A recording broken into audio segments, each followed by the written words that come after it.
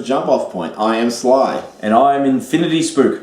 We're here for another segment of Before the Jump. We have just watched the trailer for Avengers Infinity War Part 1 of 400. Yeah. So, Spook, what did you think of Infinity War? CGI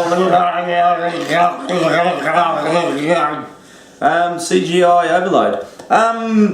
It looks like another standard example of Marvel fare. That there's a lot of things happening. The trailer doesn't give a lot away. There's obviously elements to the story that we're told. Look, I was around obviously back when the Infinity War came out. I know the premise of the story, that if you collect all 5 soul gems and put it in a glove, you can rule the universe and be omnipotent, which they sort of allude to, that obviously Thanos has 4 of the gems. The 5th one is the other one that's in, what's his name, Cyborg? What's his name, the Avenger with the red head? Oh, yeah. Him. Paul Bettany. Paul Bettany. It's in his head. What's his name? That's going to kill me now. Vision. It's in Vision. In Vision's head. That seems to be where the Avengers and the whole of Earth's greatest, mightiest heroes come in. We have to prevent Thanos from getting the final gem, which we know he will. Though in the comics it was Adam Warlock that had the... but I think they alluded to Adam Warlock's creation at the end of Guardians of the Galaxy 2. So at some point... I mean, there's going to be 40,000 of these movies. So at some point this will all make sense, I guess. But at the moment it's information overload to me. Visually, there's not a lot of story that's being divulged here. There's a lot of effects though. Your thoughts? It's hard to care. What are we, 19 movies into this universe? I don't think there's been very many good movies. I think Guardians of the Galaxy, the first one was fun. Guardians of the Galaxy 2 wasn't actually a very good movie. Black Panther's getting a lot of raves. I don't think it's a great movie. It's an okay movie. It's not great. What else have they made? I don't know. They've made so many movies. The Captain America ones were good. Not Civil War. The Winter Soldier was a good film.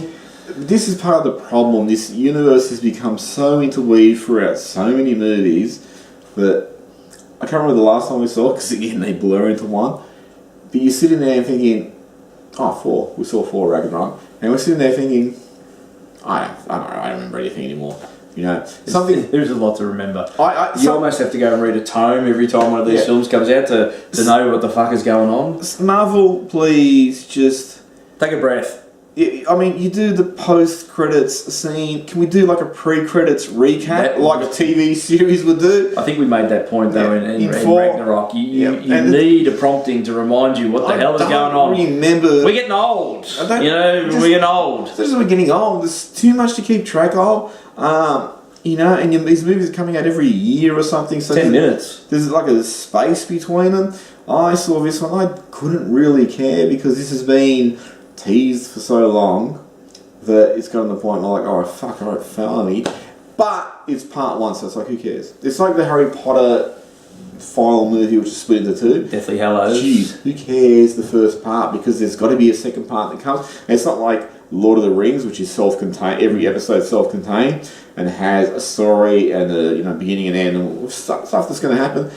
This, and I hope it's not I hope they've written this a little bit better than Harry Potter, because Harry Potter was a horrible fucking movie, that final one.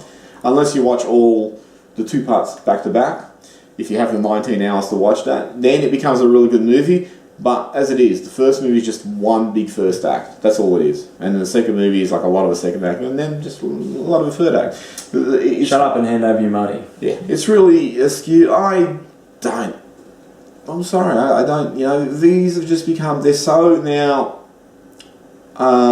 populated in the movie mythos that it's like, watching a television series like Days of Our Lives, and I don't watch that. Or Young and the Restless. I don't watch that either. It's become a soap where if you miss a movie or two, it's not really going to matter because every movie has a little bit of something, but doesn't have a lot of something, and there's no recap, and everything's constantly being reimagined, and people are having to remember where they are at and all that sort of shit. It's like, well, you know what? Who really gives a shit? I don't give a shit. It has been, so Thanos fucking comes, he's going to take over the galaxy. Every Marvel movie, someone's taking over the bloody Earth because there's a portal above some fucking city and there's aliens going to come out and they have to band together. What a shot. They have to band together. This is not sort of to condemn Marvel movies. I think they're all generally solid movies, but they're not brilliant. It's a lot of overload happening now. It's what are you going to see that's new and fresh in this? You're going to see a whole lot of CGI, and I think things happen. I think another problem, particularly with something like the Avengers, is you have so many characters to juggle. It becomes this big ensemble piece that it's like I'm getting a bit of that, and you know what? You're probably undermining every character because you're not giving them the attention they deserve because you're trying to fit everyone into this universe somehow. And you see that in the trailer. You have Iron Man and Captain America and Thor and Doctor Strange and Spider-Man and the Guardians of the Galaxy. It's like this movie's only 2 hours and a bit long, right? It's like how are you going to fit 98 characters in there and actually have a story which is actually going to get interesting enough that I'm going to sit there and go, okay, that's sort of cool. It's really the George Lucas principle in a way when I think about it. It's like if you look at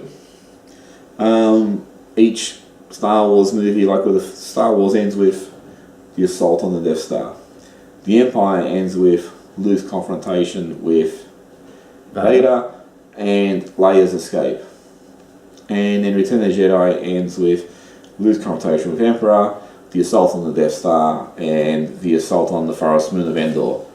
And it's like, I know you can competently service everything, but that doesn't actually mean it's interesting. Sometimes a tighter focus is really good. If you look at something like Wolverine, which is just totally focused on that one character in that one story. Logan. And Xavier sort of gets pushed to the background, spoilers. And that's compelling because it's like we get to invest in that character, we get to follow his story, and we get to, journey with him to the end. When you have so many characters, it's like, I'm sorry, I can't fucking do this. It's going to be a big juggling act. Yeah, and it's like you're going to have to give them all some screen time and give them all something to do.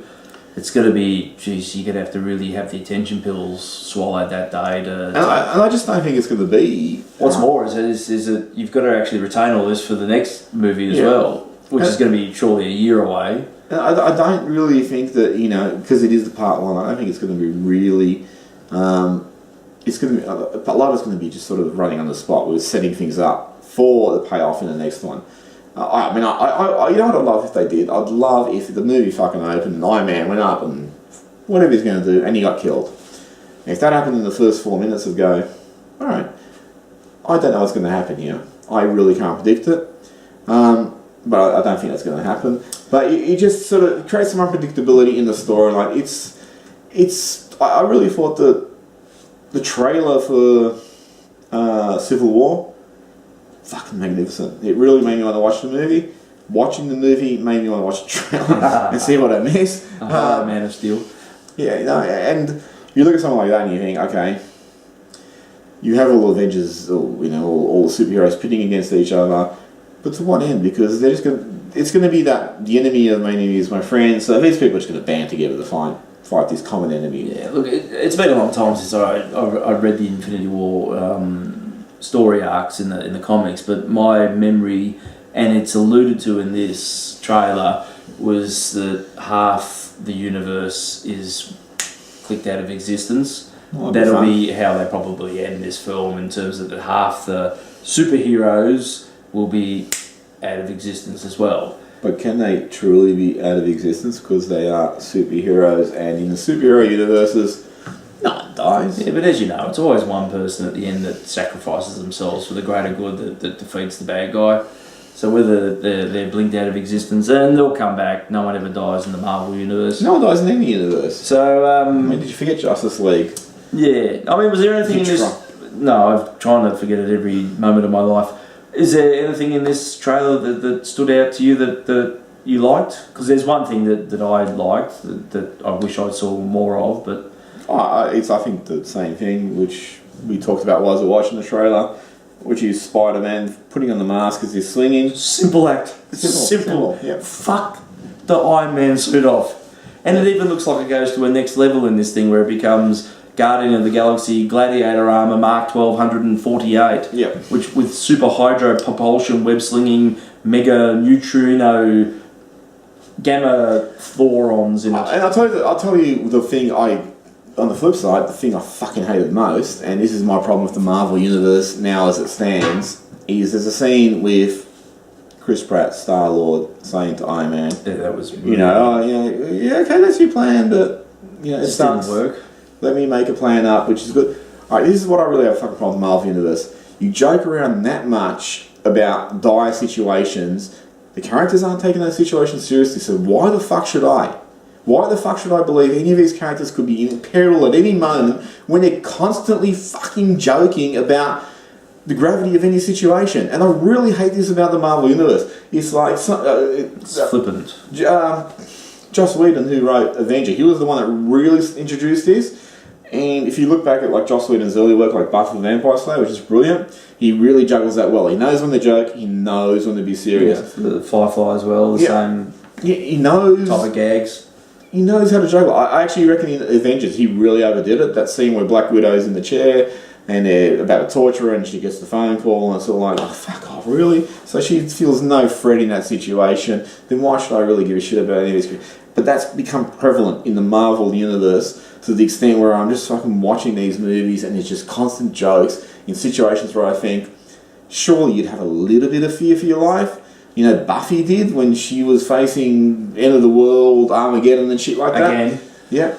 But these characters just do not give a shit. That was my major complaint with Ragnarok. It was just fucking constant jokes.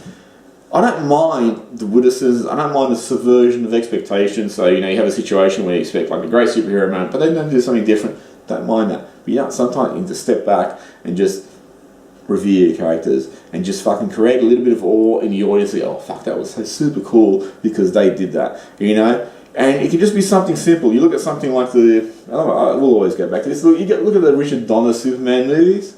They were pretty lighthearted, but then they pulled back at times. They didn't just joke. Oh, that's some bad outfit, Jack.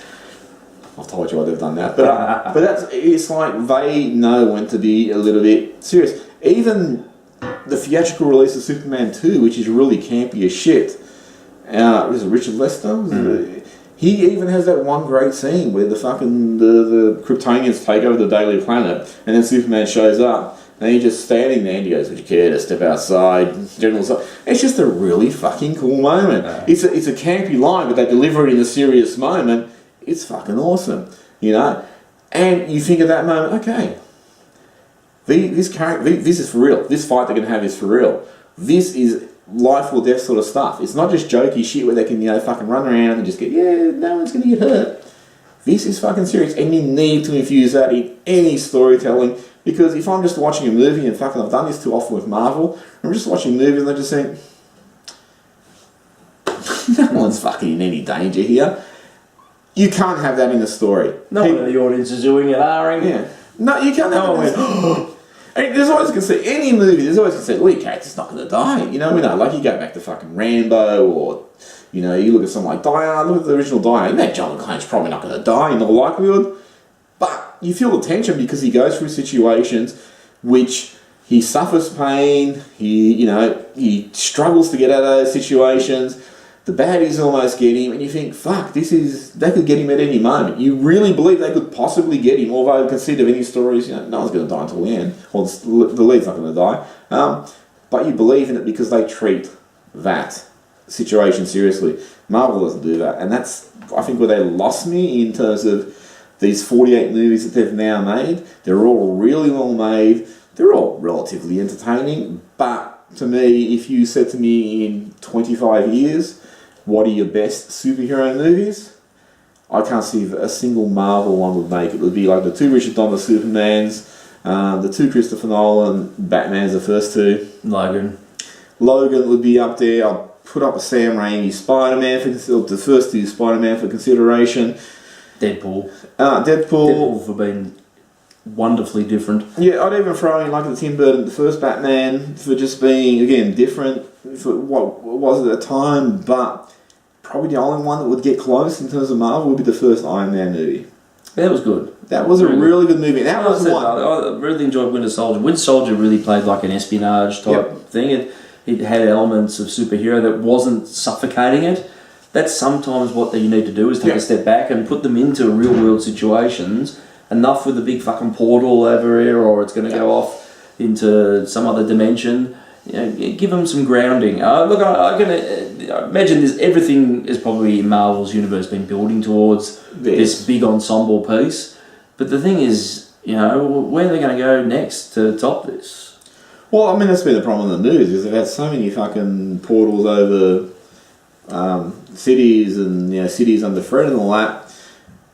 It's like, just, well, maybe, you know, we should all just fucking move, or you guys can move, or one of us can move and, you know, go away. I mean, that was the problem with the fucking the Christopher Nolan Batman. So the first two are really good pieces, but then the third one, they threatened Gotham again. It's like, just fucking move. Everyone just fucking get the fuck out of there. You know, it's fucking like that shit of a movie. Oh, the murder capital of the US. There's 6 murders to 1 here. Let's fucking move there. It's not about a killer clan. Just get the fuck out of there. Yeah, well, what's going on? House prices are cheap in Derry this week. Let's go over there. We can start on you. Whoa. Half the family's dead. It's just and Logan show that Logan doesn't have to be end of the world, end of the city, anything. It can be, you know, obviously you can extrapolate with Logan that their plot was to take over the fucking city of the world, whatever, with these genetically engineered kids once they're grown up and shit, whatever. But for right now, that was the plot.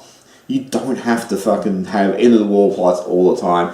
Sometimes it's a lot more. I mean, Logan for me was a lot more interesting just to fucking see Logan's journey from, you know, who I knew he was to what he become and how he's trying to struggle through that, and how he's trying to just find a little bit of nobility in his everyday existence, which is just turned to shit. Oh, Logan beautifully paralleled the old Alan Ladd movie, Shane. I think it was Alan Ladd. But the thing is, they paid homage to that beautifully, and they also acknowledged it within the film too. It just was really good, solid, clever filmmaking. And a really good story beats a whole bunch of CGI nonsense every day of the week for me. I am constantly shocked by Hollywood and their reliance on let's get bigger and better and badder because we need to impress people more. And I think if you look at any movie serial, and one always is, as an example, is Die Hard. First one's a fucking brilliant action flick. Second one's a rehash, but it's still a pretty good movie. But as they go on, they get more explosive, bigger and all that. And they just lose a little bit until you get to the fifth one, which is just a fucking joke. I think you've covered this before. Yeah, and I'll keep going to this, but it's just like you don't need to get bigger and better to impress audiences. Audiences always gravitate to the original because the original is the best told story. It's not the one with the most explosions or whatever, just the best told story. That's all you want. And if you look at any fucking movie series, that's what they do. And it always happens in movie series, like, no, let's get bigger and better. It doesn't fucking matter. Unless there's a point to it, unless there's a justification for it, a qualification as to why these things are happening, people just go, fuck it. You know, I don't want to see this shit. Why would I want to see this shit? Why would I want to fucking see more explosions and characters not getting hurt? And, it's an incredibly successful formula. I mean, this will make megabucks. We'll still go and see it, despite our grievances. But it'll make megabucks. But I mean, we had this discussion during the Solo before the jump, and I think a lot of these things have a limited shelf life. At some point, people turn off, and if there's only one series which has remained ongoing throughout movie history, and that's the James Bond series. And sometimes I think that's only really happened because it became so entrenched in culture that people just expect one to come out after it regardless. There's a lot of down points in that franchise as well. If you look at that, I'm a massive James Bond fan, but like most of them were pretty average movies. Poor Pierce Brosnan got the fucking 4 of the worst movies, or 3 of the worst movies. Goldeneye was okay. but they really, they weren't like great stories or anything. But if you look at every movie series gets a shelf life where audience start to turn off and go, I'm not watching this anymore. And it's happened with Batman, with Tim Burton's. Happened with the original Superman movies. Happened with Aliens, and they've tried to reboot it. And it's happened with Lethal Weapon, and fucking any series. It just gets to a point where people go, no, it's not happening now, though. I reckon it will happen. I've said this before. Oh, there's burnout. I mean, we're all feeling. I think everybody's feeling superhero burnout. But people are still turning up, and as long as they keep turning up and forking the money over, they're going to still keep making these things. I reckon there will be a cut-off point, a jump-off point, where they actually go, cost us this much to make it, and we're only making this much. Okay, we're not making it anymore. And I think DC's already starting to show that with... DC just made a whole bunch of shit. But DC didn't make as much as they expected for the amount of shit. Yeah, but they didn't make what they expected for the Batman vs. Shit. They were still making a lot though, but they were actually looking and going, we could have made a lot more if we had a good film. Yeah, we were not making what we expect. Do we still want to keep doing these? No, I think the shareholders have forced their hand on that one, or the accounting department or whatever. I mean, they've certainly put a lot of things on the back burner now. But anyway, that's... so we're talking about what movie? I don't know, Infinity War. Karate Kid 2. So Karate Kid 2, we're really looking forward to Return of Daniel Russo. So anyway, that's it. Avengers Infinity War. We'll be there. What it's good for. We'll do a review as usual. So... Thanks for watching this. Sorry about the long ramble. If you like what you see, subscribe. Over there. Leave a comment there. And like this thing over here. Yeah. Don't point your cock. Controversial. I've got a Facebook page or Twitter, so see you on social media. Thanks for listening. And see you after the Infinity War. War. Thanks for watching. War.